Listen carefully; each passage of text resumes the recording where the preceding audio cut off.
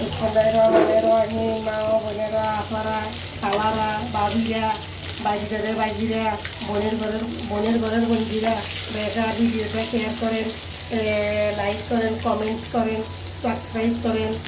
আমার ভিডিওটা ভালো লাগলে আমি এখন কাতল মাছ ভাজি করতেছি। দেখেন,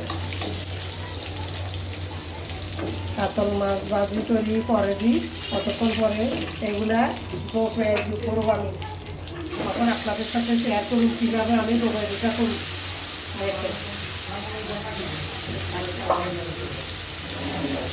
দেখেন আপনারা ভাইয়েরা আমার ভিডিওটা শেয়ার করবেন। ভালো লাগলে আপনাদের বোন, আপনাদের অন্তরঙ্গ বোন, বুঝেন না, দূরের লোক নিয়ে নিজের বোন কিনবেন, ভুল হলেও ক্ষমা করে দিবেন, মাফ করে দিবেন। আমাকে বোন, কলজার বোন কিনবে না, বুঝেন না। আর লোক আছে না, ভুল টুকি যা করি রান্নারা ক্ষমা করে দিবেন। আল্লাহ হাফেজ। পেঁয়াজ কুচি দিলাম, তেলের মধ্যে তেল বাইরে গেছে, মাছের তেল হয়েছে। এই যে রসুন বাটা দিলাম, এবারে দিলাম লবণ, একটু লবণ দিলাম হলুদের গুঁড়া,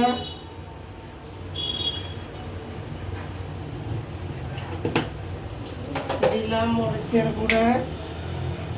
জাল একটু বাড়াই দেবো, দোবইয়ের মধ্যে জাল বাড়াই দিলে মজা।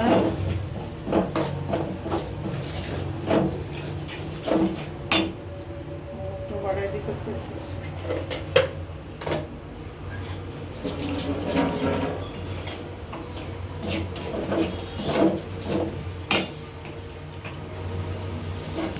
আমার হলুদ মরিচটা কষানি হয়ে গেছে, এবারে আমি মাছটা দিয়ে দেবো।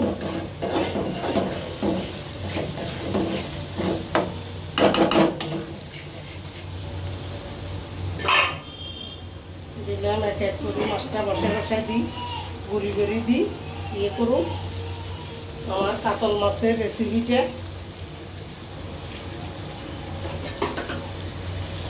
দেখেন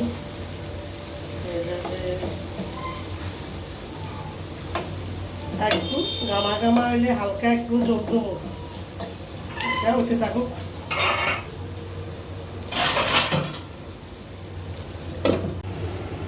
দেখেন হয়ে গেল আমার কাতল মাছের রেসিপিটা, আমার হয়ে গেল।